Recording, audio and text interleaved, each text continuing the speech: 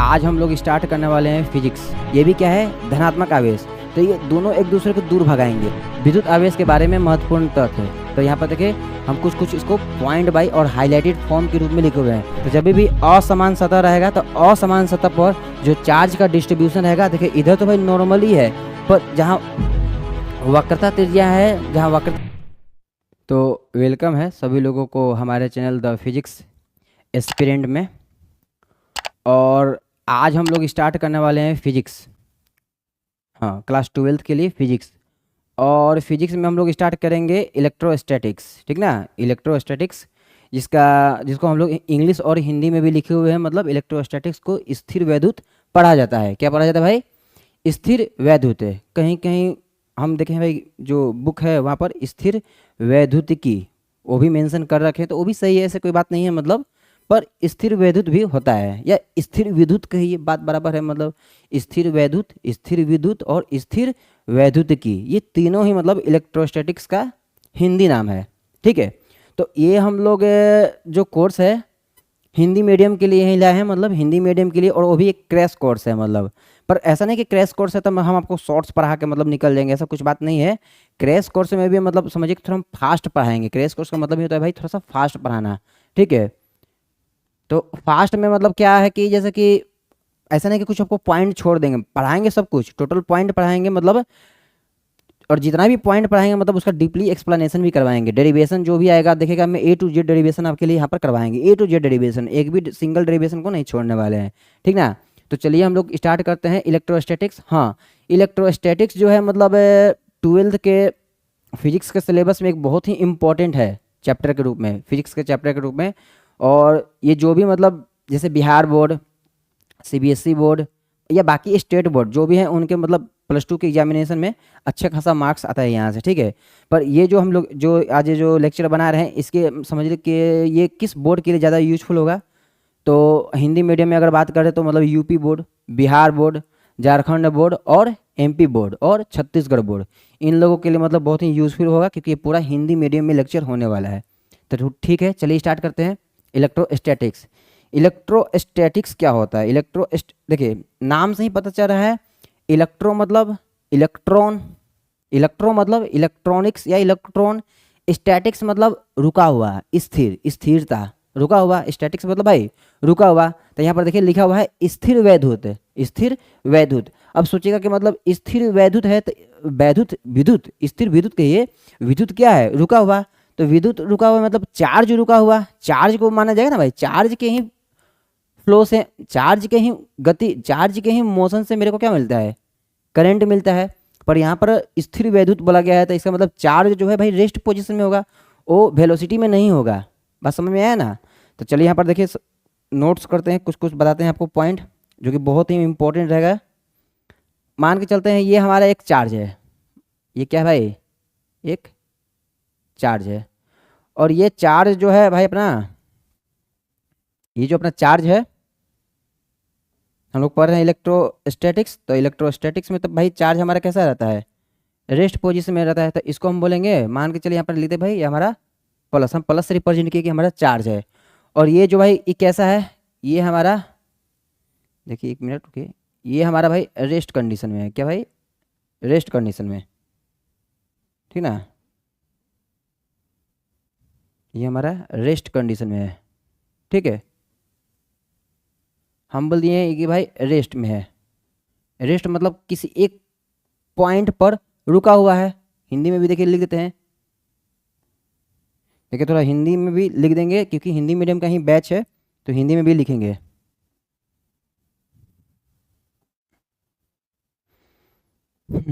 तो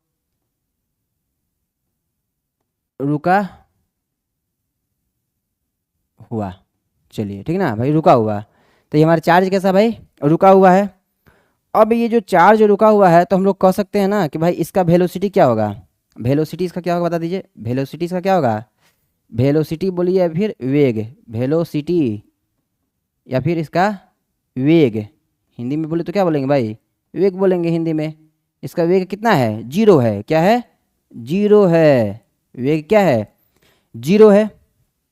तो बोल सकते हैं ना कि अगर हम किसी चार्ज का यदि वेग 0 है तो वह रेस्ट कंडीशन में माना जाएगा, मतलब रुका हुआ माना जाएगा।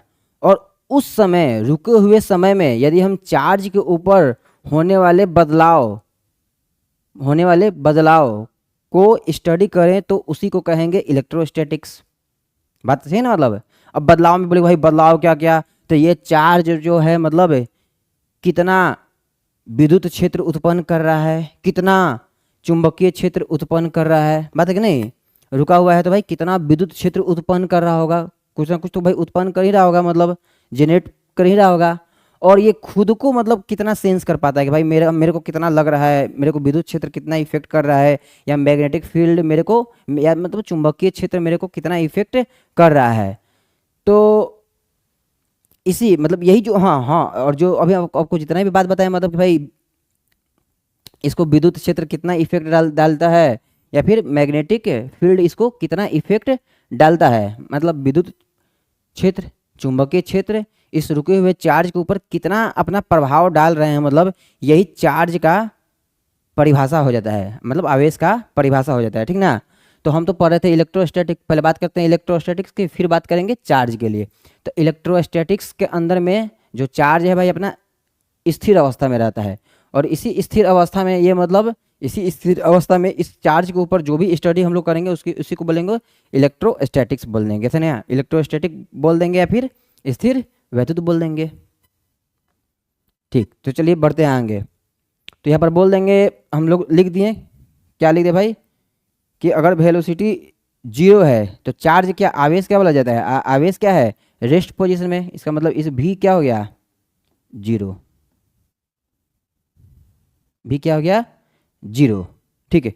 अब देखिए, अब आता है बात कि भाई हम चार्ज को ही पहले डिफाइन कर देते हैं। ठीक ना, चार्ज को ही पहले डिफाइन कर देते हैं कि भाई चार्ज होता क्या है। तो चार्ज को अगर डिफाइन करना होगा तो क्या कहेंगे कि जो चार्ज बोले या फिर आवेश, हिंदी मीडियम के लिए ही है आवेश। आवेश को कोई बोले भाई परिभाषित करो, तो क्या बोलेंगे, आवेश को कैसे परिभाषित करेंगे। तो आवेश किसी पदार्थ का वह बेसिक गुण है, आवेश किसी पदार्थ या मटेरियल्स का, आवेश किसी पदार्थ, ऐसे ही बोलिए, मतलब कि आवेश किसी पदार्थ का वह बेसिक गुण है जो विद्युत क्षेत्र या चुंबकीय क्षेत्र को उत्पन्न करता है और सेंस भी करता है। सेंस मतलब इफेक्ट, खुद को भी फील करवाता है कि मेरे को कितना अनुभव करता है, मतलब सेंस मतलब अनुभव करना, अनुभव भी करता है। ठीक है, एक बार फिर से सुनिएगा। अगर कोई बोलेगा भाई चार्ज को परिभाषित करो, तो क्या बोलेंगे, चार्ज को, आवेश को कैसे परिभाषित करेंगे, हाँ ये भाई 10th वाला डिफिनेशन आप से नहीं चलने वाला, ये भाई ये मतलब 12th में आप, तो भाई 10th बच्चा वाला डिफिनेशन से नहीं चलेगा, जो हम लोग 10th में आवेश के बारे में पढ़ते हैं वैसा कुछ नहीं। इधर आपको भाई 12th के पर्पज से मतलब पढ़ना पड़ेगा। तो क्या कैसे हम लोग इसको डिफाइन करेंगे, तो आवेश किसी पदार्थ का वह फंडामेंटल या फिर बेसिक गुण है जो विद्युत प्रभाव या चुंबकीय प्रभाव को उत्पन्न करता है या अनुभव करता है। बस हो गया ना, मतलब यही इसका डिफिनेशन बनेगा। ठीक है, तो चलिए बढ़ते हैं आगे, मतलब चार्ज के बारे में। तो हम लोग इलेक्ट्रोस्टैटिक्स में भाई जान गए कि इलेक्ट्रोस्टैटिक्स क्या होता है, स्थिर वैद्युत होता है। और इलेक्ट्रोस्टैटिक्स के अंदर में जो चार्ज जो है भाई रुका हुआ कंडीशन में होगा, रुका हुआ रहेगा, रेस्ट पोजीशन में रहेगा। और इसी रेस्ट पोजीशन में चार्ज के ऊपर क्या क्या स्टडी हो रहा है उसी को हम बोलेंगे इलेक्ट्रोस्टैटिक्स। स्टडी को ही क्या बोलेंगे, इलेक्ट्रोस्टैटिक्स। रुके हुए, ये देखिए ये चार्ज है, ये चार्ज क्या है भाई, ये चार्ज क्या है, रुका हुआ है। अब इस रुके हुए चार्ज के ऊपर हम क्या स्टडी कर रहे हैं उसी को कहेंगे इलेक्ट्रोस्टैटिक्स, उसके ब्रांच को कहेंगे इलेक्ट्रोस्टैटिक्स या स्थिर वैद्युत। ठीक है, तो चलिए बढ़ते हैं आगे। हाँ, तो अब हम लोग पढ़ते हैं भाई इलेक्ट्रिक चार्ज। इलेक्ट्रिक चार्ज किसे कहते हैं, विद्युत आवेश। देखिए एक बार विद्युत आवेश किसे कहते हैं, मतलब विद्युत आवेश। तो देखिए हम अभी आपको बोले थे ना, मतलब कि विद्युत आवेश क्या है। देखिए सबसे फर्स्ट पॉइंट में क्या लिखे हुए हैं, देखिए एक क्रैश कोर्स है तो थोड़ा हम फास्ट पढ़ाएंगे, मतलब समझते चलेगा। यहाँ पर क्या लिखते हैं, पदार्थ का, जैसे विद्युत आवेश पदार्थ का वह गुण है, विद्युत आवेश क्या है, पदार्थ का वह गुण है या पदार्थ का वह गुण जिसके द्वारा वह विद्युत और चुंबकीय प्रभाव डालता है या अनुभव करता है। विद्युत आवेश कहलाता है। विद्युत आवेश को तो ऐसे ही तो डिफाइन करते हैं मतलब। और देखिए मतलब डिफाइन करने के लिए बहुत मैंने परिभाषित विद्युत आवेश को परिभाषित करने के लिए बहुत तरीका है। मतलब जैसे हम पहला डिफिनेशन तो आपको ये बता दें, दूसरा डिफिनेशन क्या है, पदार्थ का, जैसे विद्युत आवेश पदार्थ का वह भौतिक गुण है जिसके कारण विद्युत व चुंबकीय क्षेत्र में रखे जाने पर उस पर बल लगता है। ये भी क्या है भाई, हमारा आवेश का, विद्युत आवेश का क्या है, विद्युत आवेश का हमारा परिभाषा है। अब देखिए यहाँ पर जो भाई आवेश जो है मतलब डिफरेंट डिफरेंट वे में यहाँ पर डिफाइंड किए गए हैं, डिफरेंट डिफरेंट तरीका से। आपको भाई जो याद रहेगा एग्जाम में वही लिखिएगा मतलब, ठीक है ना। मतलब आपको जो देखिए सबसे आसान तरीका तो हम यही कहेंगे कि विद्युत आवेश किसी पदार्थ का वह फंडामेंटल या फिर बेसिक गुण है जो विद्युत क्षेत्र और चुंबकीय क्षेत्र को उत्पन्न करता है और खुद अनुभव भी करता है, और खुद अनुभव भी करता है। बस यही सबसे फंडामेंटल डिफिनेशन जो मेरे को लगता है कि बहुत ईजीएस्ट वे में किसी को भी समझाया जा सकता है और किसी को भी याद हो सकता है, ठीक ना। फिर चले फिर देखते क्या है। हाँ, अब जो है भाई यहाँ पर जो आवेश होते हैं हमारा मेनली दो प्रकार के होते हैं। एक जो होते हैं हमारा मतलब धनात्मक आवेश, देखिए हम मतलब यहाँ पर लिख देते हैं। एक जो होता है हमारा धनात्मक आवेश, आवेश हमारा दो प्रकार के होते हैं। देखिए यहाँ पर हम यहाँ पर लिख देते हैं,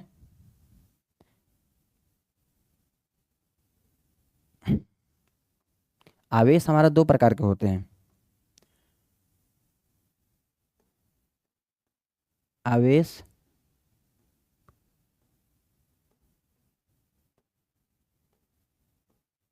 दो प्रकार के होते हैं।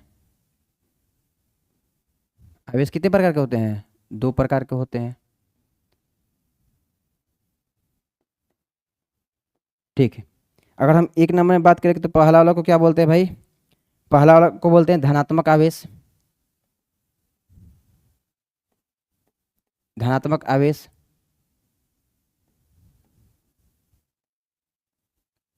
और दूसरा को क्या बोलते हैं भाई, ऋणात्मक आवेश,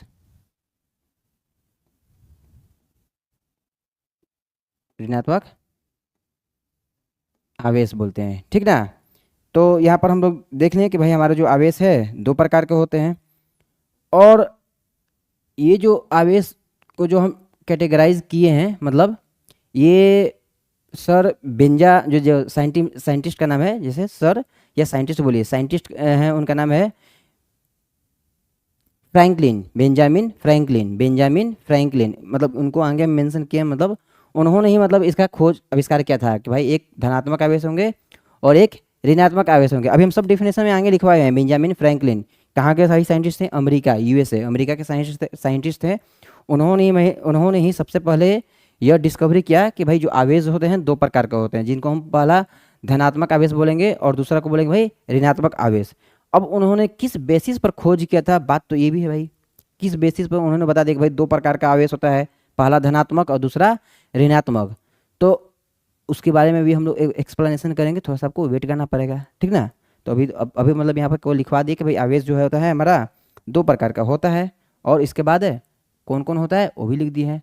आवेश हमारा दो प्रकार के होते हैं, और कौन कौन होते हैं भाई, धनात्मक आवेश और ऋणात्मक आवेश। ये दो केवल अभी हम आपको लिखवाए हैं।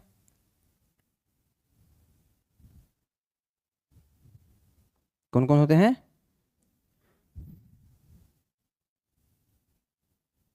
एक होता है धनात्मक आवेश और दूसरा ऋणात्मक आवेश, ठीक है। तो चलिए बढ़ते हैं आगे। अभी हम बताएंगे अभी आपको जो बेंजामिन फ्रैंकलिन जो सर थे मतलब कैसे आविष्कार किए उसके बारे में भी बताएंगे, देखिए, ठीक ना। तो ये हमारा डिफिनेशन था विद्युत आवेश का। अभी तो मतलब शुरुआत का क्लास में बस केवल ये सब डिफिनेशन ही है, डेरिवेशन अभी आगे आएगा मतलब, ठीक है। हाँ, और एक जो थर्ड पॉइंट है लिखा हुआ है, समान आवेश एक दूसरे को प्रतिकर्षित करते हैं, समान आवेश एक दूसरे को प्रतिकर्षित करते हैं और असमान आवेश एक दूसरे को आकर्षित करते हैं। जिस वस्तु पर कोई शुद्ध आवेश नहीं होता है उसे विद्युत रूप से उदासीन कहा जाता है। देखिए यहाँ पर ये बहुत ही इंपॉर्टेंट पॉइंट है, बोलता है कि समान आवेश एक दूसरे को प्रतिकर्षित करते हैं। समान आवेश मतलब समझिए कि ये दोनों आपस में, ये दोनों आवेश जो है मतलब ये भी ब्लैक वाला भी क्या है धनात्मक आवेश, ये भी क्या है धनात्मक आवेश। तो ये दोनों एक दूसरे को दूर भगाएंगे। हाँ, अब कैसे भगाते हैं इसके बारे में हमें अभी अभी आपको हम मतलब कूलॉम के नियम के पढ़ने के जस्ट आगे बताएंगे। इसका बहुत ही मतलब पुख्ता सबूत है कि दो हैं दोनों ऐसे तो सबको बोला था भाई धनात्मक धनात्मक धनात्मक रिपल्सन होता है भगा दो, धनात्मक ऋणात्मक अट्रैक्शन होता है सटा दो, ऐसा कुछ होता नहीं है, मतलब बस याद कर लेते हैं लोग।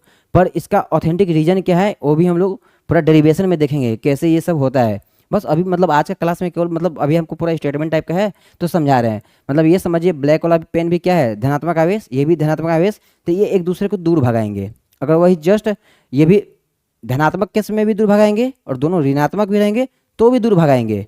अगर एक धनात्मक और एक ऋणात्मक होता है तो क्या होगा भाई अट्रैक्शन होगा, ये दूसरे एक दूसरे को आकर्षित करेंगे। ठीक है, और एक बात और यही पॉइंट आपको समझा दी, समान आवेश एक दूसरे को प्रतिकर्षित करते हैं और असमान आवेश एक दूसरे को आकर्षित करते हैं। जिस वस्तु पर कोई शुद्ध आवेश नहीं होता है उसे विद्युत रूप से उदासीन कहा जाता है। अब देखिए जो भी हमारे एटम्स परमाणु होते हैं वो शुद्ध रूप से न्यूट्रल ही होते हैं, वो ना ही मतलब धनात्मक होते हैं और ना ही ऋणात्मक, क्योंकि किसी भी परमाणु के जो न्यूक्लियस नाभिक होते हैं उनमें जितना प्रोटॉन होता है और उसके चारों तरफ जो भी इलेक्ट्रॉन घूम रहे हैं उनके पास जितना जो मान के चलते हैं कि एक एटम्स है, एक एटम्स के न्यूक्लियस में 10 परमाणु है, 10 प्रोटॉन है, सॉरी एक एटम्स है, एक एटम मान के चलिए कोई एटम्स कोई भी एटम से ले लेते हैं, कोई भी एक एटम्स है, उस एटम्स के सॉरी एक मिनट कोई भी एक एटम्स को हम लोग एज्यूम कर लेते हैं उसके नाभिक में 10 प्रोटॉन है और उसके चारों तरफ 10 इलेक्ट्रॉन चक्कर काट रहे होंगे, जितने प्रोटॉन उतने इलेक्ट्रॉन। अब 10 प्रोटॉन के पास 10 इलेक्ट्रॉन चार्ज है, 10 इलेक्ट्रॉन में चार्ज है और 10 इलेक्ट्रॉन के पास भी 10 चार्ज ही रहेगा, पर इलेक्ट्रॉन के पास जो चार्ज रहेगा वो माइनस में रहेगा, अब प्रोटॉन के पास जो चार्ज रहेगा वो प्लस में रहेगा। तो बताइए तो नेट कितना हो गया 10 प्रोटॉन का और -10 इलेक्ट्रॉन का नेट हो गया 0। तो वही बात लिखा हुआ है कि जिस वस्तु पर कोई शुद्ध आवेश नहीं होता उसे विद्युत रूप से उदासीन कहा जाता है। ठीक ना, इस चीज़ को भी समझेंगे आगे भी हम, मतलब एक ही पॉइंट में कैसे कैसे समझा सकते हैं। चलिए बढ़ते हैं नेक्स्ट स्लाइड में, तब तक आप इसका स्क्रीनशॉट ले लीजिए या इसको नोट्स कर लीजिए, पर प्रॉपर आपको समझ में आएगा। ये आप टेंशन मत लीजिएगा कि आपको समझ में नहीं आने वाला, ऐसा कुछ है, ऐसा कुछ है नहीं, हम प्रॉपर पूरा एक्सप्लेनेशन करने वाले हैं टोटल।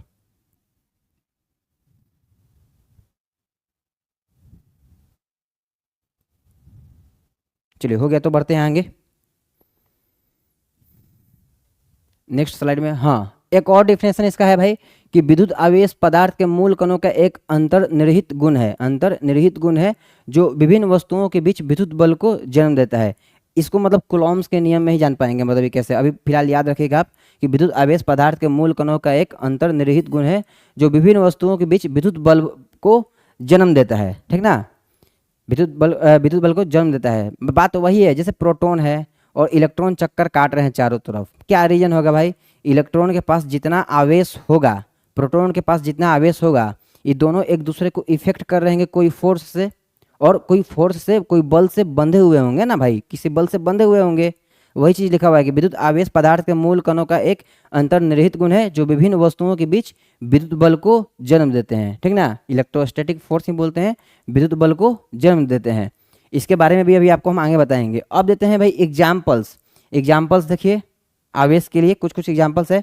जब हम सिंथेटिक कपड़े उतारते हैं तो हमें चिंगारी देखने या चटाहट सुनने का अनुभव होता है। जैसे भी कोई हम कपड़ा पर एकदम सख्त तेजी से उतार दिए हैं तो लगता है कि भाई मतलब जैसे स्पार्क जैसा हो रहा है, तर तर तर तर कुछ बज रहा है।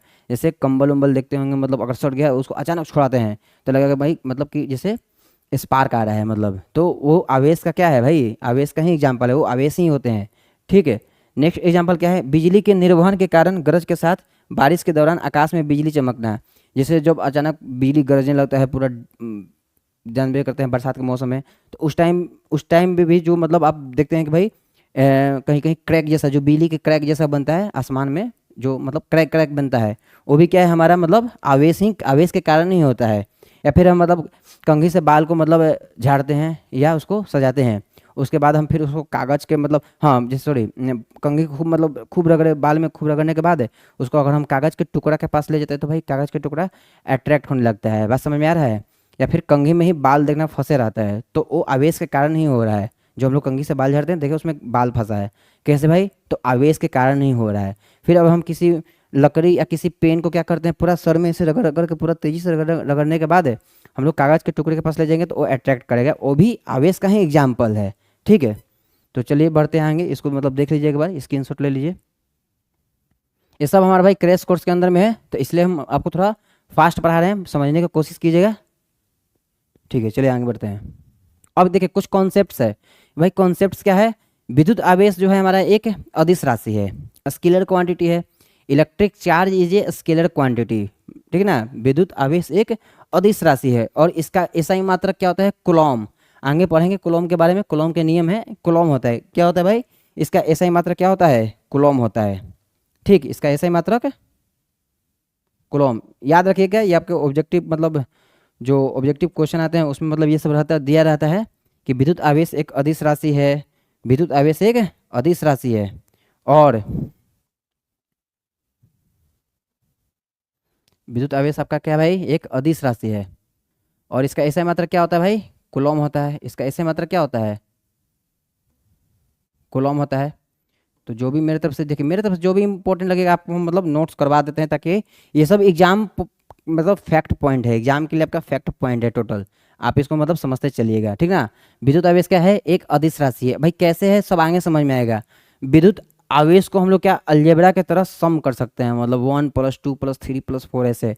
एक आइसोलेटेड सिस्टम है, मतलब आइसोलेटेड मतलब पूरी चारों तरफ से बंद, उसके अंदर मल्टीपल चार्ज, मल्टीपल मतलब एक से अधिक आवेश प्रेजेंट है, तो हम उन सभी आवेशों को आपस में ऐड कर सकते हैं। वो बात की बात है कि उसमें से कुछ आवेश के पास कुछ आवेश धनात्मक होंगे, कुछ आवेश ऋणात्मक होंगे, वो बात की बात है मतलब। पर नेट को हम लोग क्या करेंगे? अलजेब्रा की तरह ऐड कर देंगे, ठीक है। तो इसलिए जो विद्युत आवेश को भाई बोलते हैं कि भाई ये स्केलर क्वांटिटी है, ये मतलब वेक्टर क्वांटिटी नहीं है। और इसका ऐसा मात्र क्या होता है? कूलॉम। फिर देखिए, प्रोटॉन पर धनात्मक आवेश होता है और इलेक्ट्रॉन पर ऋणात्मक आवेश होता है। बात सही है भाई। प्रोटॉन पर क्या होता है? धनात्मक आवेश और इलेक्ट्रॉन, अभी हम आपको समझा ना, किसी भी एटम्स के अंदर जो प्रोटॉन्स होते हैं, प्रोटॉन्स पर धनात्मक आवेश होते हैं और जो भी इलेक्ट्रॉन्स उसके चारों तरफ चक्कर काट रहे हैं उन पर ऋणात्मक आवेश होता है, ठीक है। मान के चलते हैं प्रोटॉन पर 20 धनात्मक आवेश हैं, तो बताइए इलेक्ट्रॉन पर कितना ऋणात्मक होंगे? 20 ऋणात्मक आवेश होंगे, तब ना भाई नेट होके जीरो हो जाएगा। और नेट होने के बाद, जीरो होने के बाद क्या कहेंगे? उसको शुद्ध रूप से उदासीन कहेंगे, क्योंकि एटम्स जो होते हैं, जो परमाणु होते हैं, शुद्ध रूप से उदासीन होते हैं, वो कोई ना ही धनात्मक होते हैं और ना ही ऋणात्मक। तो ये भी इंपॉर्टेंट क्वेश्चन है कि आ सकता है क्वेश्चन कि भाई परमाणु जो होते हैं, 4 ऑप्शन, उदासीन, धनात्मक, ऋणात्मक, इनमें से कोई नहीं, तो अब क्या बोलेगा भाई? शुद्ध रूप से वो उदासीन होते हैं। परमाणु क्या होते हैं? शुद्ध रूप से उदासीन होते हैं। तो एक क्वेश्चन आपका यहाँ से भी बन सकता है +2 में। फिर यहाँ देखिए एक नोट्स में लिखवाए हैं भाई कि जो ई का जो वैल्यू होता है, देखिए यहाँ पर मतलब इलेक्ट्रॉन के चार्ज का वैल्यू लिखा हुआ है, मतलब हम बोलते भाई ई का जो वैल्यू है 1.6 × 10⁻⁻19 कूलॉम। अब यहाँ पर मतलब कुछ लोग बोलेंगे सर माइनस में होता है, तो वो तो बात की बात है, माइनस में इलेक्ट्रॉन है तो माइनस में ही होगा, पर हम यहाँ मैग्नीट्यूड में बात किए हैं, 1.6 × 10⁻⁻19 कूलॉम। चलिए बढ़ते आएंगे, ठीक। हाँ, अब आता है इलेक्ट्रोस्टैटिक्स। इलेक्ट्रोस्टैटिक्स क्या होता है? तो इलेक्ट्रोस्टैटिक्स, इसको हम लोग स्थिर वैद्युत बोलते हैं। इलेक्ट्रोस्टैटिक्स को क्या बोलते हैं भाई? स्थिर वैद्युत बोलते हैं। और स्थिर विद्युत आवेश का अध्ययन है। कैसा है? स्थिर विद्युत क्या है? देखिए इलेक्ट्रोस्टैटिक्स को क्या बोलते हैं? स्थिर विद्युत। और ये होता क्या है? स्थिर विद्युत आवेश का अध्ययन। इलेक्ट्रोस्टैटिक्स क्या है? इलेक्ट्रोस्टैटिक्स क्या है? स्थिर विद्युत आवेश का अध्ययन है, जो अभी बताए थे ना अभी आपको हम कि आगे आपको डेफिनेशन करवाएं। देखिए यहीं पर डेफिनेशन है इलेक्ट्रोस्टैटिक्स का। इलेक्ट्रोस्टैटिक्स क्या है? स्थिर विद्युत आवेश का अध्ययन है। यहाँ हम स्थैतिक आवेश से जुड़े देखिए बलों, क्षेत्रों और क्षमताओं का अध्ययन करते हैं। बात आता है यहाँ पर क्षमताओं क्या है, बात यह आता है भाई क्षमताओं क्या है। देखिए मैक्सिमम आपको डेरिवेशन में यही मिलेगा जो आपको लिखा हुआ है क्षमताओं। भाई ये होता है भाई पोटेंशियल एनर्जी। क्षमता मतलब भाई पोटेंशियल एनर्जी।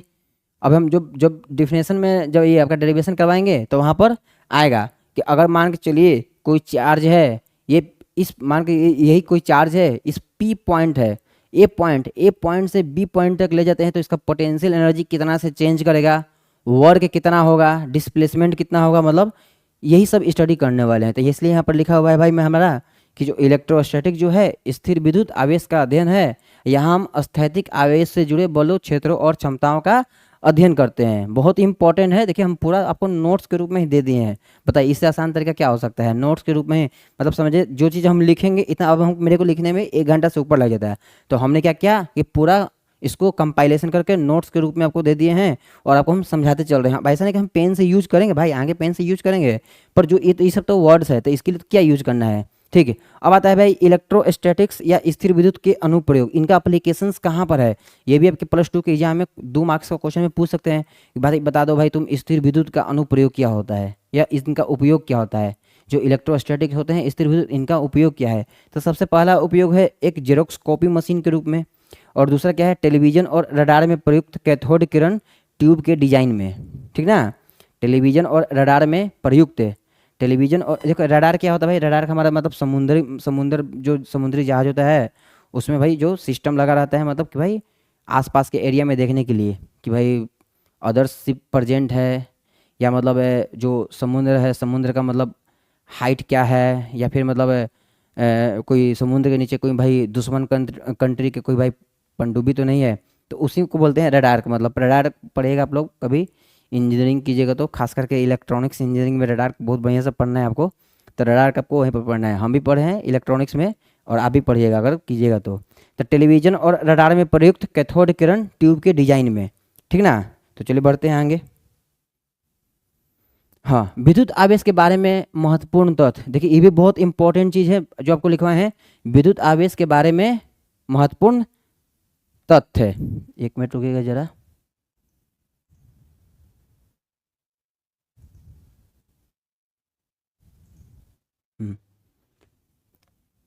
तो देखना पड़ता है, मतलब कि भाई अचानक सिस्टम कभी कभी रिस्पॉन्स करना बंद कर देता है, तो मेरे को बार बार जाकर देखना पड़ता है। ठीक है, विद्युत आवेश के बारे में महत्वपूर्ण तथ्य है, तो यहाँ पर देखिए हम कुछ कुछ इसको पॉइंट बाई और हाईलाइटेड फॉर्म के रूप में लिखे हुए हैं। विद्युत आवेश केवल 2 प्रकार के होते हैं, अभी हम आपको पिछला समझाए ही थे कि भाई एक बार इसका स्क्रीनशॉट ले लीजिए, मतलब चलिए पहले समझा देते हैं।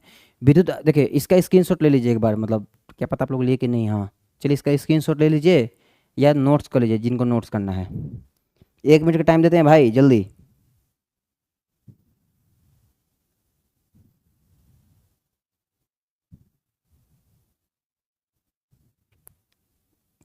जल्दी इसको नोट्स कर लीजिए।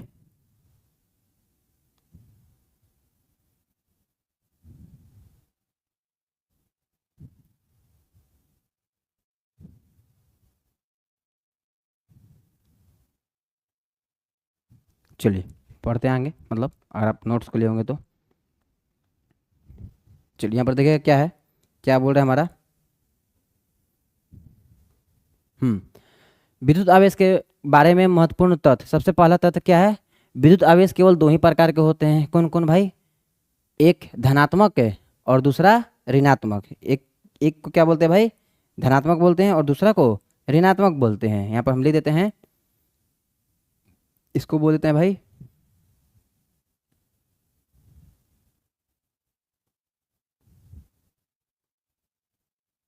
धनात्मक आवेश। ठीक है, इसको क्या बोलते हैं भाई, इसको बोल देते हैं भाई ऋणात्मक आवेश। ऋणात्मक को निगेटिव ऐसे लिखा जाता है, ठीक ना, इतना तो आपको समझ में आता ही होगा। इसको बोलते हैं भाई ऋणात्मक आवेश, और उसको क्या बोलते हैं भाई धनात्मक आवेश। तो धनात्मक आवेश हमेशा आपके प्रोटॉन के ऊपर पाए जाते हैं।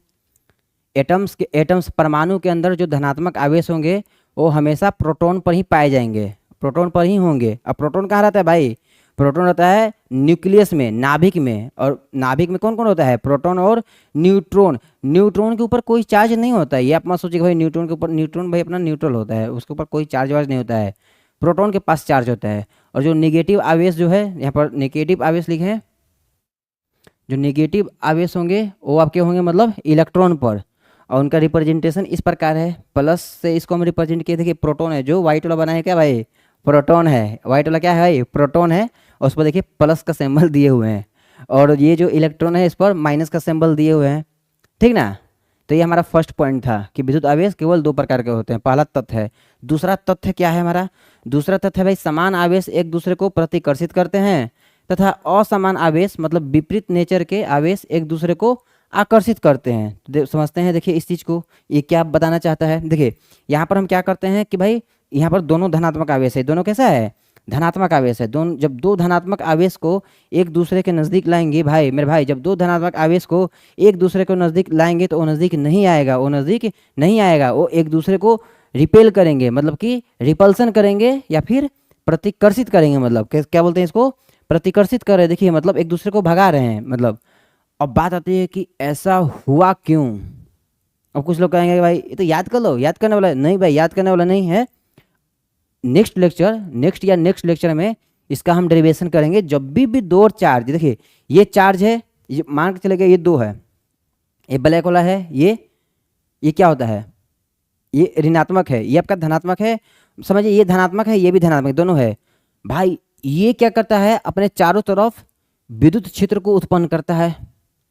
क्या करता है भाई, विद्युत क्षेत्र को उत्पन्न करता है। ये भी क्या करता है, अपने चारों तरफ विद्युत क्षेत्र को उत्पन्न करता है। बताइए दोनों को जब पास लाएंगे, यहाँ से भी विद्युत क्षेत्र निकल रहा है, इस वाला से भी विद्युत क्षेत्र निकल रहा है। तो बताइए तो दोनों एक दूसरे पर फोर्स क्या, माने एक जो इधर से फोर्स, मतलब ये जो ब्लैक वाला है, इधर से फोर्स ब्लैक वाला की तरफ आएगा और इधर से फोर्स ब्लू वाला की तरफ आएगा।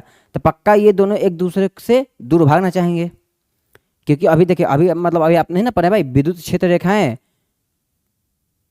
धनात्मक से उत्पन्न होती हैं और ऋणात्मक पर जाकर खत्म हो जाती हैं। बस समझ में है ना, मतलब विद्युत क्षेत्र रेखाओं के बारे में जब हम पढ़ेंगे तो वहाँ पर निकलता है कि भाई धनात्मक से निकलती हैं और ऋणात्मक पर खत्म हो जाती हैं। बस समझ में आया ना। तो अब बताए कि दोनों धनात्मक है भाई, दोनों से तो निकल ही रहा है, दोनों से तो निकल ही नहीं है, दोनों पास पास है, तो दोनों एक दूसरे को मतलब दूर भगाना चाहेंगे। मतलब आप एक दूसरे को एडजस्ट कर लेंगे दूर भगा करके। बात समझ में आए ना। पर यहाँ पर देखिए, यहाँ पर देखिए बात आ गया। अगर यहाँ पर, इसलिए देखिए यहाँ पर क्या है, यहाँ पर पहले समझा देते हैं इसको पहले। दो धनात्मक, हाँ धनात्मक भी रहेंगे तो भगाएंगे और ऋणात्मक भी रहेंगे तो भाई भगाएंगे। अगर दोनों ऋणात्मक हो जाएं, जैसे ये भी ऋणात्मक है और ये भी ऋणात्मक, तो भी क्या करेंगे, प्रतिकर्षित करेंगे, रिपल्सन करेंगे, तो भी ये दोनों आप एक दूसरे को रिपल्सन करेंगे। अब आते हैं कि दो आवेश आते हैं और दोनों डिफरेंट नेचर के आते हैं। एक आते हैं प्लस में और दूसरे आते हैं माइनस में। तो ये एक दूसरे को क्या करेंगे भाई, अट्रैक्ट करेंगे, क्योंकि अभी हम आपको बताए थे जो विद्युत क्षेत्र रेखाएं होती हैं पॉजिटिव से निकलती हैं और नेगेटिव पर खत्म हो जाती हैं। खैर ये आपको समझ में नहीं आएगा, ये मतलब अभी हम आगे पढ़ेंगे धीरे धीरे, ठीक ना। और जो लोग पढ़ लिए तो अच्छा सा समझते होंगे कि एक सर क्या बताना चाहते हैं। तो अभी आपको फिलहाल केवल याद रखना है कि भाई जो प्लस है और माइनस है एक दूसरे को अट्रैक्ट करेंगे और जो प्लस प्लस है एक दूसरे को रिपल्सन करके दूर भगाएंगे। और विद्युत क्षेत्र रेखाएं क्या होते हैं उस सब हम अभी आगे स्टडी करने वाले हैं, उसके बारे में आप ज़्यादा टेंशन नहीं लीजिएगा। देखिएगा हम कितना प्रॉपर एक्सप्लेनेशन के साथ पूरा स्टेटमेंट थ्योरी भी लिखवाएंगे और डेरिवेशन के A to Z पोर्शन भी करवाएंगे, विथ न्यूमेरिकल्स भी करवाएंगे, न्यूमेरिकल्स भी साथ में। चलिए बढ़ते हैं आगे। अब आता है भाई विद्युत आवेश, जो हमारा थर्ड फैक्ट पॉइंट है। ये सब फैक्ट पॉइंट है, आपको हम फैक्ट पॉइंट है एग्जाम ओरिएंटेड, जो आपको एग्जाम में लिखना है। विद्युत आवेश एक समान सतह पर, इसको पहले आप नोट्स कर लीजिए जरा, हम देखिए हम भूल जा रहे हैं, मतलब इसको जरा नोट्स आपको लीजिए, जल्दी जल्दी नोट्स कीजिए, मतलब जितना फास्ट हो सके इसको नोट्स कीजिए।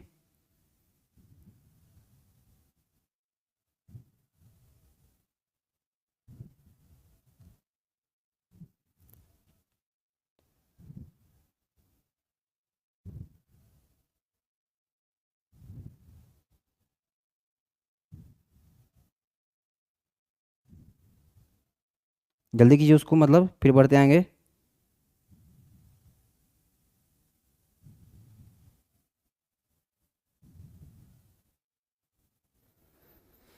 चलिए बढ़ते हैं आगे, इसको आप स्क्रीनशॉट कर लिए होंगे। हाँ देखिए नेक्स्ट फैक्ट पॉइंट क्या भाई, कि विद्युत आवेश एक समान सतह पर, यहाँ पर विद्युत आवेश क्या लिखा हुआ है भाई, विद्युत आवेश एक समान सतह पर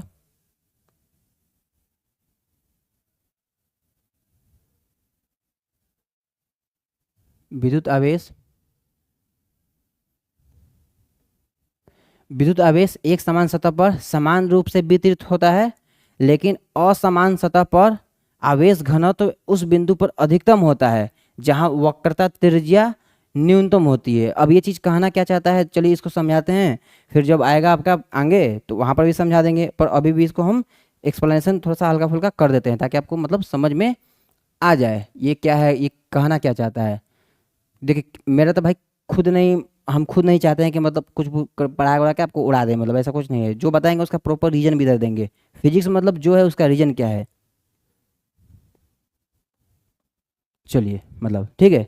तो इसको समझते हैं भाई, ये कहना क्या चाहता है। देखिए अभी मतलब अभी आपको हम ज़्यादा नहीं कुछ बताना चाहते हैं कि भाई ज़्यादा अगर कुछ भाई लगे कॉन्सेप्चुअल चीज़ बताने तो फिर आपको बाउंस करने लगेगा। अभी बस जो लिखा है वही बताएंगे, बाकी हम लोग पढ़ेंगे आगे, ठीक है। बोल रहा है कि एक समान सतह पर, एक समान कैसा होता है, उसको यूनिफॉर्म बोलते हैं एक समान को। चलिए इधर बोलता है एक समान सतह, इधर बनाते हैं हम एक समान सतह को, ये हमारा यूनिफॉर्म है, एक समान सतह है, ठीक ना। ये हमारा क्या है भाई, एक समान सतह। चलिए अब ये जो एक समान सतह है, मतलब ये चारों तरफ से देखने में कैसा है भाई, इक्वल इक्वल लग रहा है। तो यहाँ पर जो चार्ज का जो भाई डिस्ट्रीब्यूशन होगा, जो चार्ज बटेगा, चार्ज जो जो भी हमारा चार्ज इधर बटने वाला है सब जगह इक्वल इक्वल बटने वाला है। कैसा कैसा भाई, इक्वल इक्वल। देखिए प्लस, आपको दिखाई दे रहा है ना भाई प्लस, ये देखिए तो सब मार्कर यूज करते हैं पीला वाला, इसको यूज करते हैं। ये हमारा प्लस, ये हमारा प्लस, ये हमारा प्लस, ये हमारा प्लस। आपको बस इतना याद रखना है कि अगर आपका सतह एक समान है तो जो चार्ज का जो डिस्ट्रीब्यूशन है या बंटवारा है वो सभी जगह अलग अलग होंगे, ठीक है। वो सभी जगह अलग अलग नहीं होंगे भाई, सेम होंगे। सॉरी हम उल्टा बोल दिए। अगर देखिए सरफेस अगर आपका एक समान है, थोड़ा हमसे मिस्टेक हो गया बोलने में, अगर सरफेस आपका एक समान है तो जो चार्ज का जो भी डिस्ट्रीब्यूशन होगा, मतलब कि आवेश का जो वितरण होगा, इसको ऐसे बोलेंगे, जो जो भी आवेश का वितरण होगा एक समान सतह के ऊपर, वो सभी जगह इक्वल इक्वल होंगे। हम बोल देते थे अलग अलग, जो कि गलत है। इक्वल इक्वल होंगे, क्या होंगे भाई, इक्वल इक्वल होंगे। ये कैसा है सरफेस, ये अपना सरफेस कैसा है बता दीजिए, ये अपना सरफेस कैसा है बता दीजिए इधर। ये हमारा सरफेस है भाई एक समान, ये कैसा है, एक समान। ये हमारा है, इसको बोलेंगे एक समान।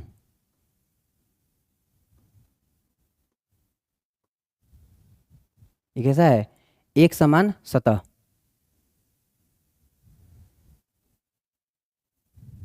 ये क्या है हमारा, एक समान सतह है, एक समान यूनिफॉर्म एरिया है, यूनिफॉर्म जिसको बोलते हैं, ठीक है ना।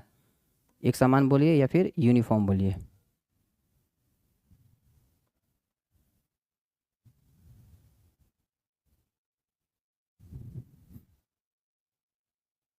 एक समान सतह, ये क्या है भाई, हमारा एक समान सतह है, यूनिफॉर्म है। थोड़ा मेरा हिंदी में लग रहा है भाई मेरा राइटिंग खराब है, तो थोड़ा समझ जाइएगा, या इसको थोड़ा अच्छा से लिख दे क्या, मतलब मेरे को तो लग रहा है कि भाई मेरा खराब है हिंदी में। एक्चुअली भाई हम इंग्लिश मीडियम के स्टूडेंट हैं, तो इंग्लिश मीडियम में ही आपको हम थोड़ा अच्छा लिख सकते हैं। ऐसा बात नहीं है भाई, टेंथ मेरा भी भाई हिंदी मीडियम में ही था, और इंजीनियरिंग तो जन आप लोग को पता ही होगा भाई, इंजीनियरिंग इंग्लिश मीडियम में ही होता है। तो हम हिंदी मीडियम भाई भूल चुके हैं, मगर फिर भी हम अपने ऑफलाइन बैच में पढ़ा लेते हैं। वहाँ पर तो क्या होता है कि भाई बच्चों को बोल देते हैं, बच्चा लोग लिख लेता है। पर यहाँ पर देख लीजिएगा, मतलब आपके लिए हम लिख देते हैं इधर एक समान, हम यूनिफॉर्म बोलते हैं ना, मतलब एक समान को, इसलिए मेरा आदत हो गया एक समान। देखिए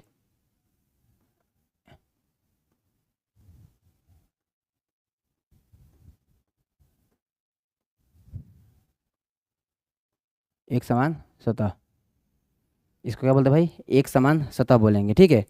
अब आता है भाई कि असमान कैसा होगा, तो असमान बताइए, वो तो चारों तरफ से सेम नहीं रहने वाला है, वो थोड़ा सा टेढ़ बाकुल हो जाएगा, मतलब तो उसको बना देते हैं इधर।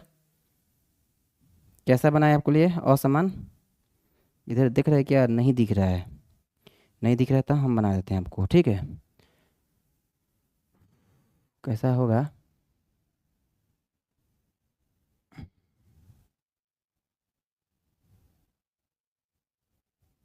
ऐसा होगा कुछ असमान, ठीक है ना, ऐसा कुछ होगा असमान। हाँ असमान से ही है। हम्म गड़बड़ लग रहा है भाई, असमान ऐसा थोड़ा सा नुकीला बनाना पड़ेगा, ताकि मेरे को आपको समझ में आए, मेरे को तो समझ में आएगा ही। ऐसा कुछ, ऐसा हम बना दिए, हाँ ये सही है, ये अपना परफेक्ट शेप है, ठीक है। तो देखिए जो असमान जो भी सतह होगा, तो यहाँ तो देखिए चार्ज मतलब ठीक है अपना भाई, इधर भाई ठीक है, ठीक है, ठीक है भाई। वो बोला क्या, चलो भाई इधर तो मेरे को थोड़ा सा यूनिफॉर्म नजर आ रहा है, थोड़ा थोड़ा, थोड़ा थोड़ा मेरे को यूनिफॉर्म, तो हम तो भाई आ गए। पर इधर जैसे ही आ रहा है, मतलब अब क्या हो रहा है भाई, मतलब एकदम पूरा कंजस्टेड होता जा रहा है। देखिए पूरा कंजेस्टेड होते जा रहा है, पूरा ज़्यादा कंजेस्टेड होते जा रहा है पूरा। तो यहाँ पर बहुत ज़्यादा ही चार्ज क्या होंगे मतलब,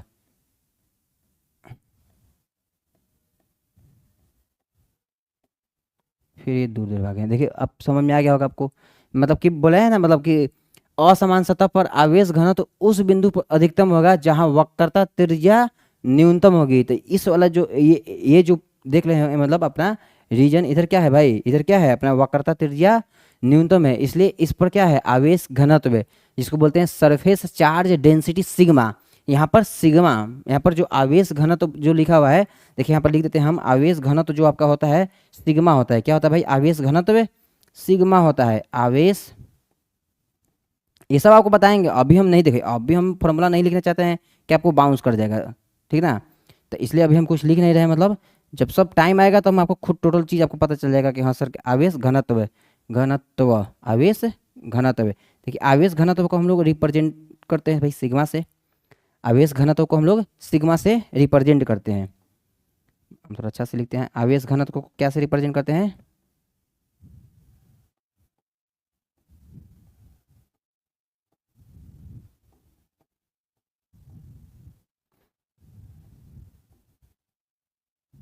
आवेश घनत्व को हम लोग सिग्मा से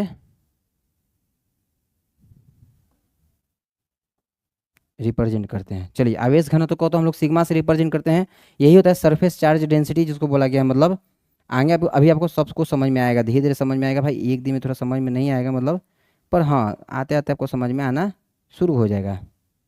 हम ये नहीं कहेंगे कि आप ही एक दिन में आज हम पढ़ाएं इलेक्ट्रोस्टैटिक सब आपको समझ में आ जाए, ऐसा कुछ होता नहीं है मतलब, पर हाँ एक दिन में ही पर डे पढ़ते पढ़ते मेरे को समझ में आना शुरू हो जाएगा। तो आवेश घनत्व तो हमारा क्या है भाई सिग्मा, आवेश घनत्व को हम लोग सिग्मा बोलते हैं।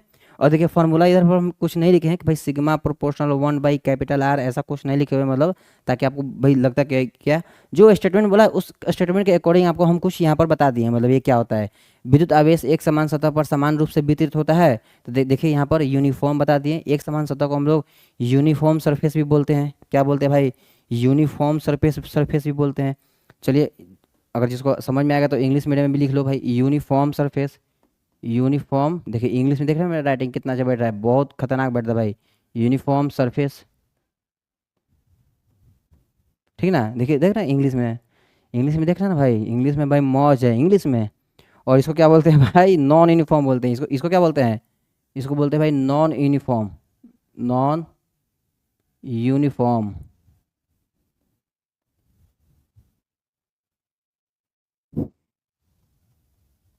इसको क्या बोलते हैं, यहाँ पर लिखते हैं, इसको बोलते हैं भाई नॉन यूनिफॉर्म सरफेस। क्या भाई, सरफेस हिंदी में क्या बोलते हैं भाई, असमान सतह।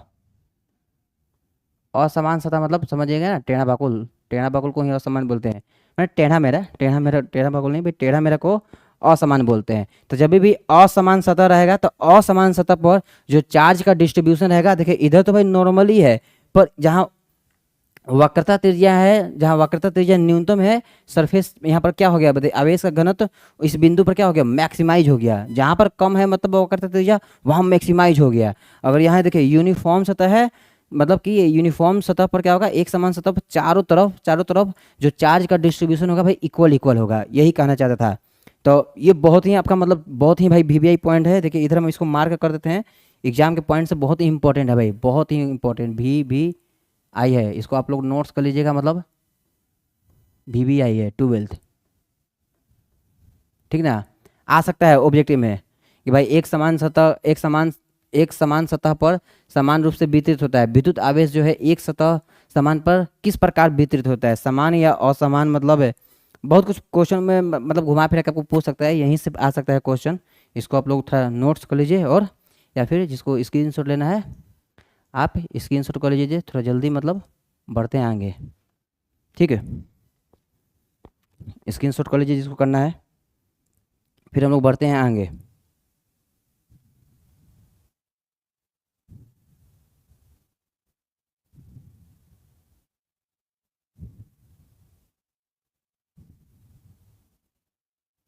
हो गया तो बोलिएगा भाई।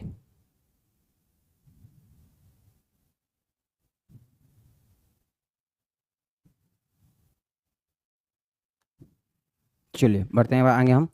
समझिएगा इधर। नेक्स्ट नेक्स्ट हमारा क्या है फैक्ट भाई, नेक्स्ट है विद्युत आवेश विद्युत क्षेत्र चुंबकीय क्षेत्र और विद्युत चुंबकीय विकिरण उत्पन्न कर सकता है। ये बहुत ही इंपॉर्टेंट है। ये क्या है भाई, विद्युत आवेश विद्युत क्षेत्र चुंबकीय क्षेत्र और विद्युत चुंबकीय विकिरण उत्पन्न कर सकता है। इसको जरा मतलब नोट्स कीजिए तब तक, इस पॉइंट को लिखिए, हम तब तक समझाते हैं मतलब क्या ये कहना चाहता है। तो जल्दी फास्ट लिखिएगा मतलब, क्योंकि इसमें भाई मेरे को समझाना पड़ेगा।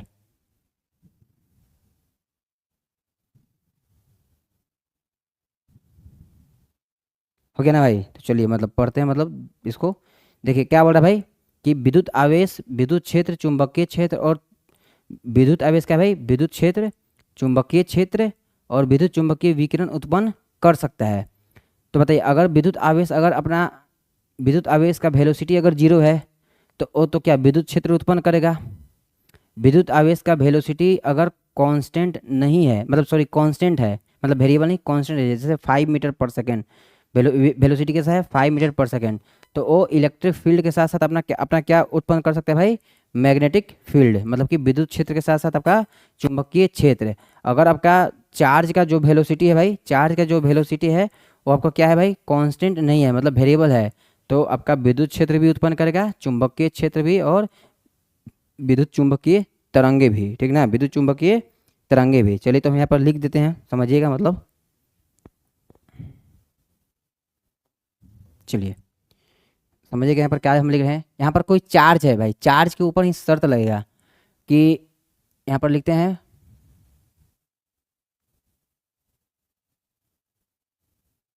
केस 1, केस 1 है हमारा। यहाँ पर जो आवेश जो है हमारा, आवेश का वेग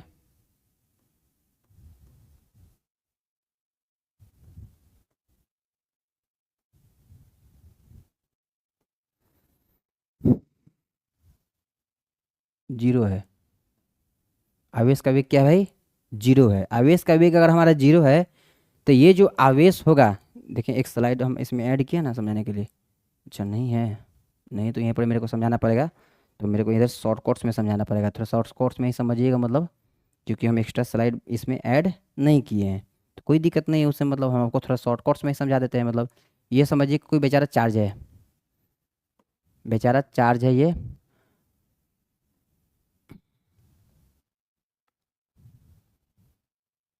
अपना बेचारा चार्ज है, और इस चार्ज का समझिएगा वेलोसिटी क्या है भाई, 0 है। इस चार्ज का वेलोसिटी क्या है, 0 है।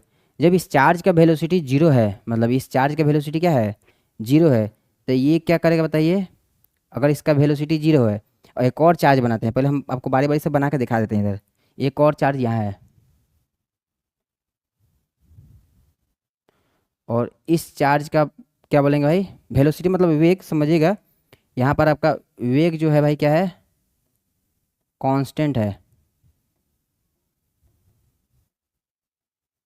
कांस्टेंट समझिएगा, या फिर नियत, क्या है भाई, नियत है, ठीक ना। यार मेरे को हिंदी नहीं लिखने आ रहा लग रहा है, नियत,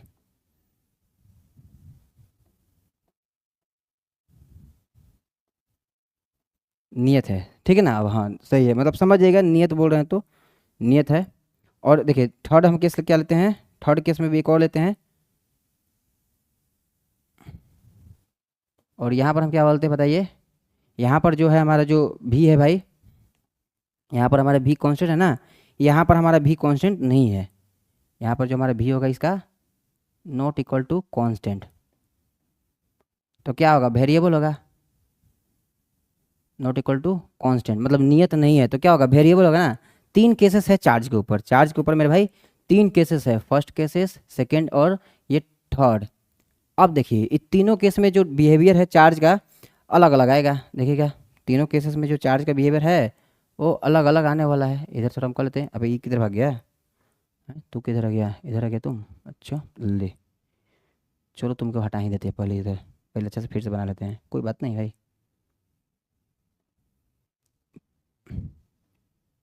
हम्म हम्म हम्म।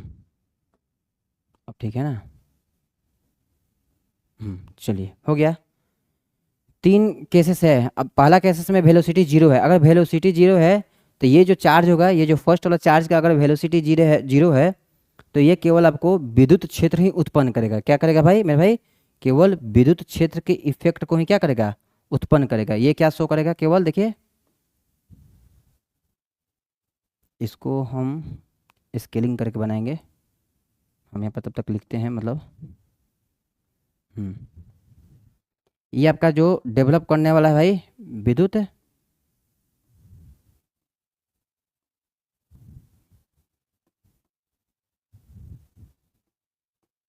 क्षेत्र, ये आपका विद्युत क्षेत्र उत्पन्न करेगा। अगर कांस्टेंट है तो भाई विद्युत क्षेत्र के साथ साथ चुंबकीय क्षेत्र उत्पन्न करेगा। और कांस्टेंट है तो भाई विद्युत क्षेत्र के साथ साथ चुंबकीय क्षेत्र, यहाँ पर लिख देते हैं। मेरे को लग रहा है कि भाई नहीं हो पाएगा तो दिक्कत ही हो जाएगा, यहाँ पर लिख देते हैं हम, देखिए विद्युत क्षेत्र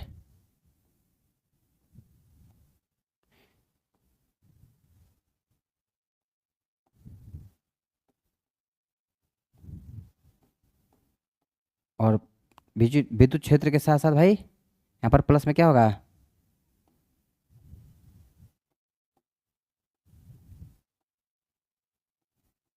चुंबकीय क्षेत्र, विद्युत क्षेत्र के साथ साथ भाई चुंबकीय क्षेत्र। और यहाँ पर बताइए, यहाँ पर क्या आएगा भाई? यहाँ पर आएगा भाई हमारा विद्युत क्षेत्र, चुंबकीय क्षेत्र, विद्युत क्षेत्र, चुंबकीय क्षेत्र, और इसके साथ साथ कौन आएगा? विद्युत क्षेत्र, चुंबकीय क्षेत्र, और इसके साथ साथ क्या आएगा भाई? विद्युत चुंबकीय तरंगे। तो पहला क्या आने वाला है भाई? विद्युत क्षेत्र,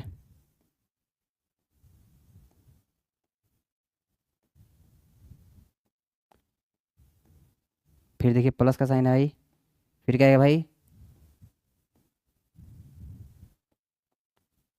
चुंबकीय क्षेत्र, मतलब चार्ज अगर एक वेरिएबल वेलोसिटी से चलेगा तो क्या क्या जनरेट प्रोड्यूस करेगा, क्या क्या उत्पन्न कर सकता है। तो विद्युत क्षेत्र, चुंबकीय क्षेत्र, और प्लस विद्युत चुंबकीय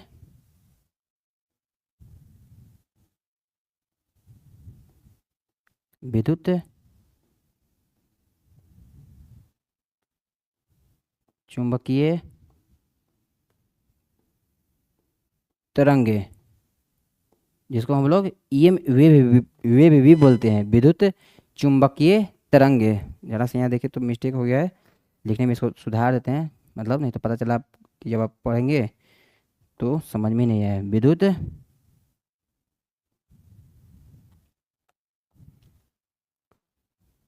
भाई हिंदी जरा बड़ा खतरनाक है।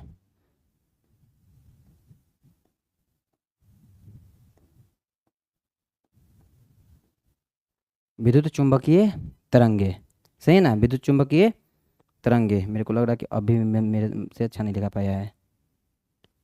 चलिए एक बार फिर से ट्राई करते हैं विद्युत चुंबकीय तरंगे को, टोटल को। ईएम वेव बोलते हैं इंग्लिश में, देखिए कितना आसान है बोलना, विद्युत चुंबकीय तरंगे। हम बोल देते हैं भाई विद्युत चुंबकीय तरंगे। अब कैसा भी लिखा हुआ है आप अपना समझ जाइएगा, ठीक है? तो ये एक शर्त हमारा आ गया। अभी देखिए इसको हम अच्छा से थोड़ा सजा वजा देते हैं, पार्टीशन कर देते हैं हमारा। ये हो गया आपका फर्स्ट,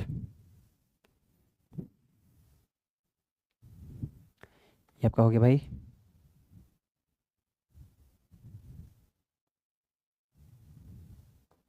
सेकंड, सही है ना? हाँ, फर्स्ट और सेकंड, इसको ज़रा भाई बढ़ा देते हैं।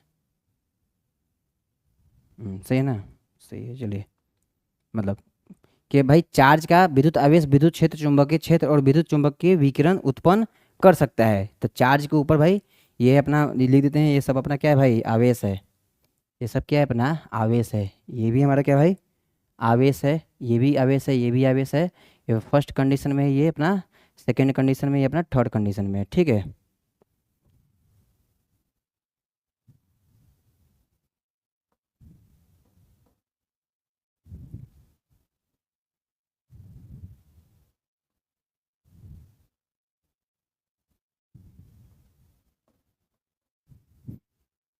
विद्युत क्षेत्र है, मतलब समझ जाइएगा इधर आप। यहाँ पर देखिए,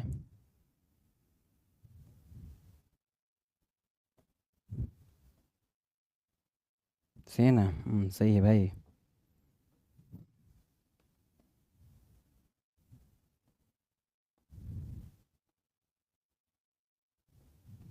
विद्युत चुंबकीय तरंगे, सही है। तो विद्युत आवेश विद्युत क्षेत्र, चुंबकीय क्षेत्र और विद्युत चुंबकीय विकिरण उत्पन्न कर सकता है। इसको जरा नोट्स कर लीजिए, फिर हम लोग बढ़ते हैं आगे। थोड़ा फास्ट भाई नोट्स कीजिएगा।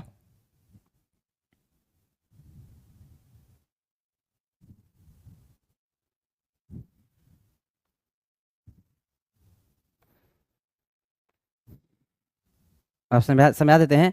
अगर फर्स्ट केस में अगर चार्ज चार्ज का भाई वेग जीरो होगा तो वो केवल विद्युत क्षेत्र ही उत्पन्न करेगा। दूसरा केस क्या है भाई, यहाँ पर देखिए, अच्छा हाँ, यहाँ पर देखिए हम ऐसे से लिख देते हैं, केसेस लिख सकते हैं ना, मतलब इधर तो ये तो लिख ही सकते हैं। केस वन,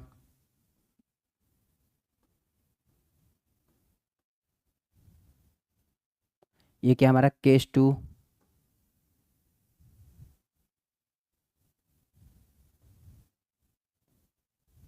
ये क्या हमारा केस थ्री,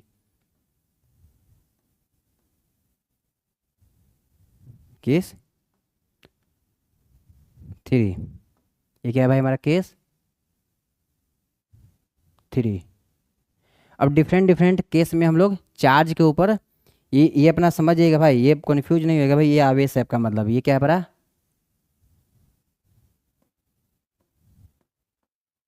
ये आपका आवेश है मेरे भाई। ये क्या है भाई, आवेश है। ये सब क्या है, ये सब आपके आवेश हैं। ये क्या है, आवेश, आवेश। ये भी क्या है आपके, मतलब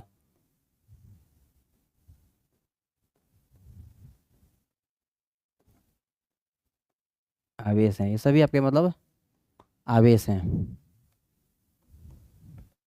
ठीक है, तो यहाँ पर मतलब हम लोग पढ़ लिए भाई कि आवेश में मतलब ये चीज़ होगा कि फर्स्ट कैसे सेकंड कैसे सब हम देख लिए, मतलब कौन कैसे क्या है उसका हम अरेंजमेंट देख लिए हैं। ठीक है, चलिए बढ़ते हैं तब तक आगे हम नेक्स्ट देखते हैं भाई। नेक्स्ट में क्या है हमारा, देखिए सब इसको हम हाईलाइट नोट्स में करके रख देते हैं ताकि आपको रिवीजन करने में आसानी रहेगा समझने के लिए। चलिए इसको नोट्स कर लीजिए, फिर बढ़ते हैं आगे।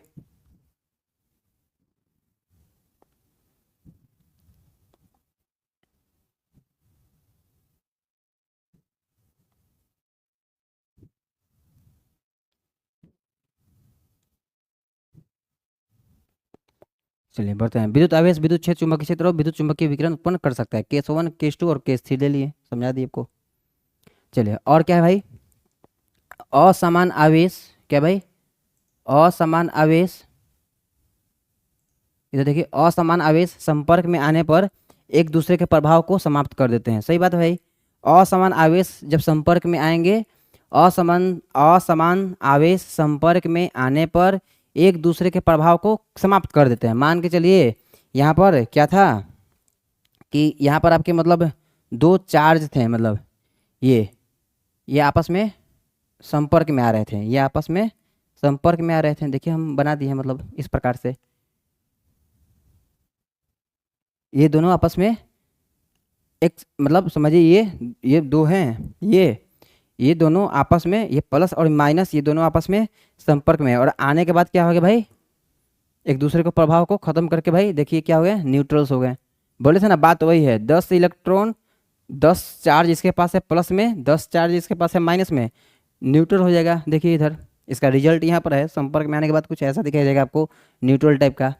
ठीक है, यहाँ पर देखिए कुछ नोट्स पॉइंट लिखवाए हैं। इसलिए अमेरिकी वैज्ञानिक बेंजामिन फ्रैंकलिन, मतलब इनका भाई बहुत बड़ा हम फैन है फ्रैंकलिन। फ्रैंकलिन के मतलब जो हमारे जो इलेक्ट्रॉनिक्स इंजीनियरिंग ब्रांच था, इधर फ्रैंकलिन के ही पूरे मतलब बुक आते थे। मतलब फ्रैंकलिन अपने टाइम के मतलब समझिए कि बहुत ही बड़े साइंटिस्ट हैं, बहुत ही बड़े साइंटिस्ट हैं। और इनका जितना भी मतलब इलेक्ट्रोडायनेमिक्स के अंडर में जो भी फिजिक्स आता है, बहुत ही खतरनाक फिजिक्स लिखे हुए हैं, मतलब बहुत ही मजा आता है पढ़ने में। मतलब तो वहाँ पर है, वहीं पर कुछ कुछ मतलब पॉइंट्स इन्होंने चार्ज के बारे में, ये तो समझिए आप चार्ज के बारे में कुछ नहीं पढ़ रहे हैं तो ऊपर जा पर, अभी जब डीप में जाएगा पता चलेगा बहुत कुछ है इधर। ट्वेल्थ के फिजिक्स में मतलब समझिए कि सब कुछ नहीं है, इंजीनियरिंग की जगह पता चल जाएगा। इसलिए अमेरिकी वैज्ञानिक बेंजामिन फ्रैंकलिन ने इन आवेशों को धनात्मक और ऋणात्मक नाम दिया। इसलिए अमेरिकी वैज्ञानिक बेंजामिन फ्रैंकलिन ने इन आवेशों को धनात्मक और ऋणात्मक नाम दिया कि बताओ ये बताइए, सॉरी बताइए, ये क्या है? ये आपके धनात्मक थे और ये क्या थे आपके ऋणात्मक आवेश थे। ये आपके धनात्मक आवेश और ये आपके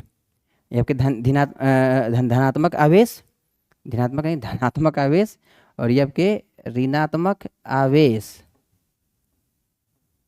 ठीक है, इसलिए अमेरिकी वैज्ञानिक बेंजामिन फ्रैंकलिन ने इन आवेशों को धनात्मक और ऋणात्मक नाम दिया। इन धनात्मक और ये ऋणात्मक इफेक्ट में आने के बाद एक दूसरे को कैंसिल करके न्यूट्रल हो गए। ठीक ना, धनात्मक आवेश और ऋणात्मक आवेश। चलिए नेक्स्ट बढ़ते हैं, मतलब ये इंपॉर्टेंट पॉइंट्स सब एग्जाम पॉइंट ऑफ व्यू से इसको नोट्स कर लीजिएगा। चलिए हाँ, नेक्स्ट क्या लिखा है? सामान्यतः पदार्थ विद्युत उदासीन होते हैं, उनमें आवेश नहीं होता है क्योंकि उन्हें उनके आवेश प्रोटॉन और इलेक्ट्रॉन पूर्णतः क्या होते हैं भाई? संतुलित होते हैं। सामान्यतः क्या होते हैं भाई? सामान्यतः पदार्थ विद्युत उदासीन होते हैं, उनमें आवेश नहीं होता क्योंकि उनमें आवेश प्रोटॉन और इलेक्ट्रॉन पूर्णतः संतुलित होते हैं। बताइए, अब ये पॉइंट आपको हम समझा चुके हैं कि नहीं समझा चुके हैं? तो भाई समझा चुके हैं ना भाई, अभी बताया था ना आपको। हम मतलब है कि कोई भी जो एटम्स होता है भाई इलेक्ट्रिकली क्या होता है भाई? न्यूट्रल्स होता है। कोई भी एटम्स इलेक्ट्रिकली न्यूट्रल्स होता है। चलिए इसको समझते हैं कैसे, अगर समझना है तो इधर देखिए कैसे। चलिए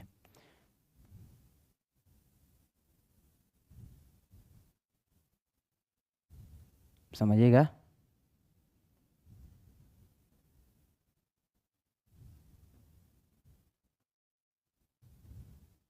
ये समझिएगा ध्यान से ज़रा, कॉन्सेप्ट है इधर। इसलिए देखिए, ये आपका प्लस है, दिखाई दे रहा होगा ना ये आपको भाई, ये आपको प्लस है, ये भी आपके प्लस हैं। और जो जिस पर साइन नहीं दिए हैं समझिए वो न्यूट्रॉन है, जिस पर साइन नहीं दिए हैं समझिए वो न्यूट्रॉन है। मतलब ये है भाई एटम्स के जो परमाणु हैं उनके ये नाभिक हैं। ठीक ना, उनके ये नाभिक हैं। अब देखिए अब क्या हो रहा होगा भाई? अब क्या होगा भाई? इलेक्ट्रॉन आपके चक्कर काटेगा। इलेक्ट्रॉन क्या करेगा भाई? इलेक्ट्रॉन आप चारों तरफ क्या कर रहा होगा? इलेक्ट्रॉन चक्कर काट रहा होगा। इलेक्ट्रॉन क्या होगा चारों तरफ? एक मिनट रुकिएगा जरा,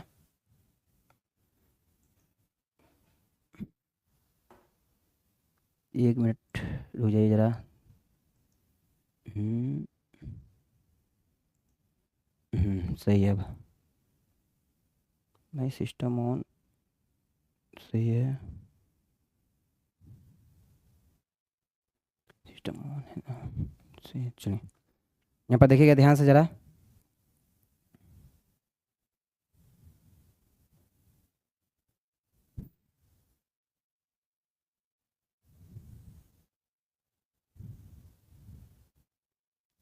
क्या बन गया, क्या बना रहे, क्या बन जा रहा है?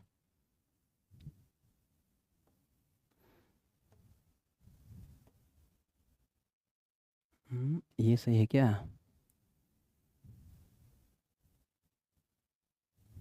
ये तो सही है। एक और बन जाए भाई। कहाँ गया तुम? यहाँ तुम बन जा, तुम इधर बन जा, तुम ऐसे बन जा। सही है ना भाई? कुछ तो सही लग रहा है, मतलब दिखाई दे रहा ना आपको भाई? हाँ दिखाई दे रहा होगा। ये भाई डिजिटल बोर्ड का तो यही तो एक फ़ायदा है, डिजिटल बोर्ड के लिए यही तो एक फ़ायदा है कि हम लोग इसको कहीं भी कुछ भी बना सकते हैं, अदरवाइज उसमें आपको समझ में नहीं आएगा। ठीक है, और भी बना सकते हैं कि भाई मेरा भाई एक और बना के ट्राई करते हैं, कितना में आपको समझ में आ जाना चाहिए। हाँ इतना में तो समझ में खैर आ जाएगा। समझ में आ जाएगा, मतलब इतना में। देखिए हो क्या रहा है यहाँ पर, मतलब कि अब जो है आपके जो इलेक्ट्रॉन्स जो है इधर चक्कर काट रहे होंगे, इलेक्ट्रॉन्स क्या कर रहे होंगे, चक्कर काट रहे होंगे।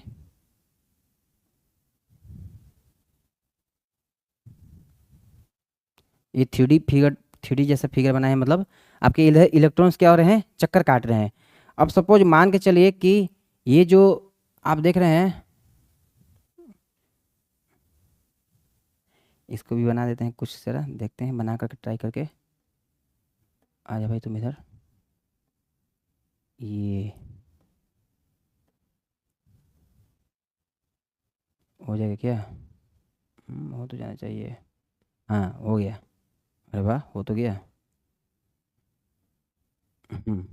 हो गया, चलिए। सामान्यतः पदार्थ विद्युत उदासीन होते हैं, उनमें आवेश नहीं होता क्योंकि उनके आवेश प्रोटॉन और इलेक्ट्रॉन पूर्णतः संतुलित होते हैं। देखिए यहाँ पर कुछ कुछ आपको पॉइंट्स मेंशन कर देते हैं। इसको क्या बोलते हैं भाई, इसको बोलते हैं भाई नाभिक, सॉरी इसको क्या बोलते हैं, पहले इसको हम लिख देते हैं। इसको बोलते हैं भाई नाभिक, जिसको न्यूक्लियस पढ़ा जाता है, इसको क्या बोलता है भाई, नाभिक। इसको क्या बोलते हैं भाई, प्रोटॉन है और न्यूट्रॉन है, प्रोटॉन है और न्यूट्रॉन है, इसको क्या बोलेंगे भाई, न्यूट्रॉन। हिंदी में भी लिखते हैं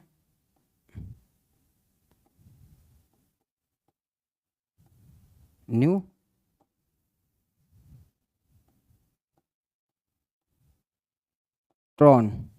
ये क्या भाई, न्यूट्रॉन है। और जो चार्ज से भाई लेब्स हैं उनको क्या बोलेंगे भाई हम लोग, उनको बोलेंगे भाई प्रोटॉन। उनको क्या बोलेंगे भाई,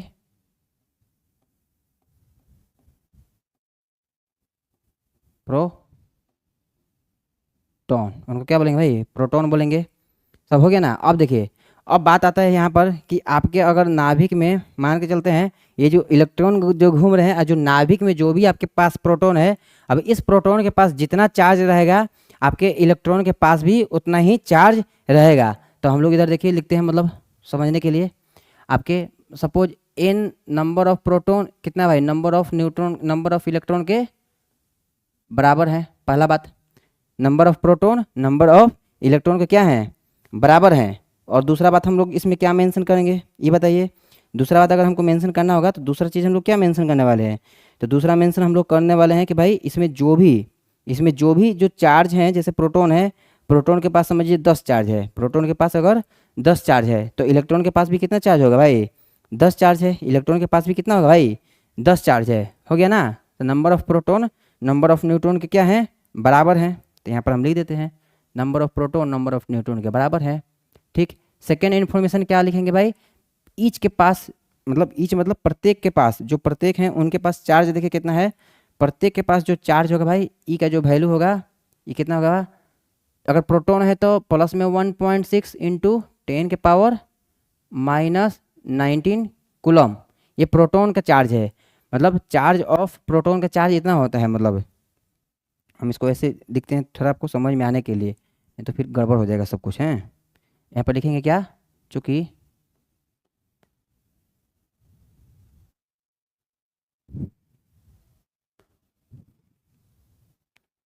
क्या लिख देंगे, देखिए प्रोटॉन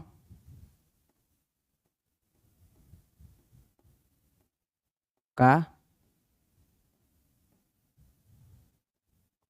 आवेश, अगर हम प्रोटॉन का आवेश लिखेंगे तो वो कितना होगा, देखिए प्रोटॉन का आवेश कितना होगा, प्रोटॉन का आवेश होगा अपना प्लस में 1.6 इंटू 10 के पावर माइनस 90 कूलम, ये होगा।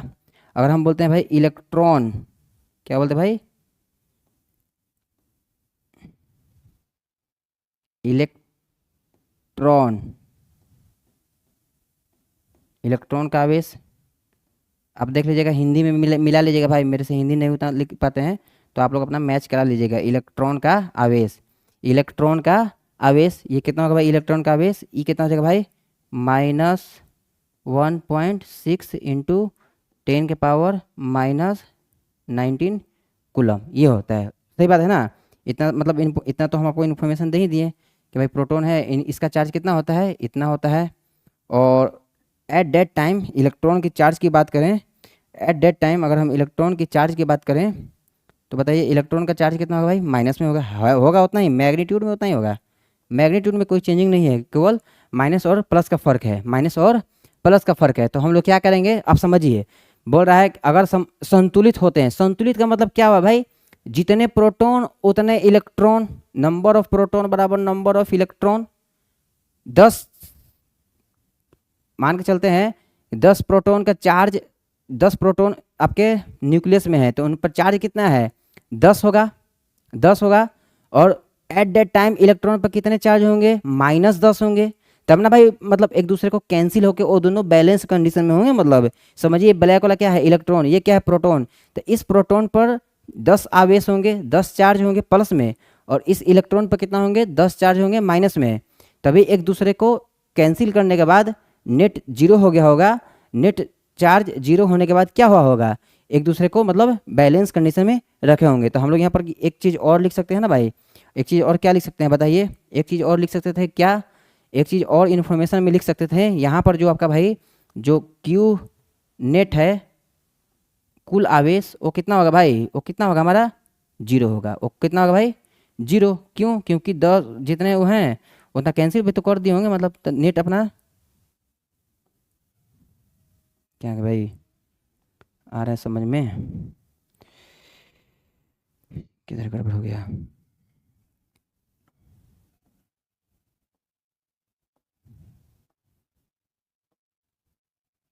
चलिए, मतलब कि 10 आपके 10 प्रोटॉन हैं और 10 इलेक्ट्रॉन हैं, तो नेट कितना हो गए, नेट कितने हो गए होंगे, नेट हो गए होंगे जीरो। तो हमारे नेट बन गए होंगे भाई जीरो। चलिए, तो आज का हम लेक्चर रहने देते हैं यहीं पर। मतलब अब पढ़ेंगे हम लोग अपने नेक्स्ट क्लास में क्वांटाइजेशन, मतलब कि प्रॉपर्टीज ऑफ चार्ज, चार्ज का भाई प्रॉपर्टी के बारे में पढ़ेंगे। तो इसका आप लोग स्क्रीनशॉट ले लीजिएगा। मतलब नेट चार्ज जीरो हो गए होंगे, और इसका एक्सप्लेनेशन, इसका प्रॉपर एक्सप्लेनेशन अभी हम नेक्स्ट क्लास में करेंगे। आपको एक न्यूमेरिकल्स कॉन्सेप्ट से बताएंगे, मतलब एक स्लाइड लेंगे इसका और एक्सप्लेनेशन करने के लिए। तो इसको आप लोग नोट्स कर लीजिए तब तक, और हम मिलते हैं अब हम लोग नेक्स्ट लेक्चर में, इलेक्ट्रोस्टैटिक्स के नेक्स्ट लेक्चर में मिलेंगे और बहुत धाकड़ तरीके से कॉन्सेप्ट को क्लियर करेंगे और आपको कुछ न्यूमेरिकल्स भी बनवाएंगे।